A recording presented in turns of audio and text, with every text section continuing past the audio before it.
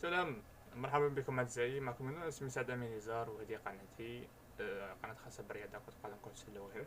مرحبا بكم. بغينا نعرفوا يعني واش هي كرة القدم. كرة القدم هي رياضة جماعية تلعب بين فريقين يتكون كل من 11 لاعبا، تلعب بكرة مكورة. يلعب كرة القدم يعني أكثر من 250 مليون لاعب في أكثر من 100 دولة في العالم، فذلك تكون الرياضة الأكثر شعبية وانتشارا في العالم. تلعب كرة قدم في ملعب مستطيل الشكل مع مرميين في جانبه. الهدف من اللعبة هو إحداث أهداف بركلة الكرة داخل المرمى. حارس المرمى هو اللاعب الوحيد الذي يسمح له بأن يلمس الكرة بيده أو دراعه، بشرط أن يكون داخل منطقة الجزاء.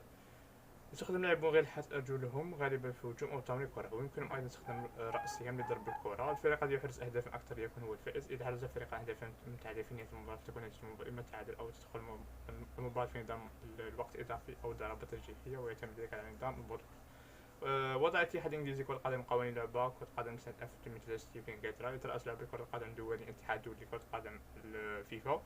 تنظم بطولة كرة القدم، أو تنظم بطولة كأس العالم لهذه الرياضة من كل 4 سنوات، وهي البطولة الأهم دوليا. تطور أسلوب لعب كرة القدم عبر التاريخ، وكذلك الروابط أو ضوابط والقوانين الخاصة به، حتى وصلت إلى المرحلة الحالية المعروفة بكرة القدم الحديثة، التي لم تعد تركز على الهجوم وإحراز العدد الأكبر من الأهداف بقدر ما أصبحت تركز على التكتيك والمهارة، وتتمتع بتنظيم عام الذي يستخدمه المدرب فريق كرة القدم لضبط تحركات الفريق داخل الملعب لتحقيق نتيجة مخطط لها. شكرا لكم أعزائي، تحياتي، سلام. دعونا بذكركم الخروج.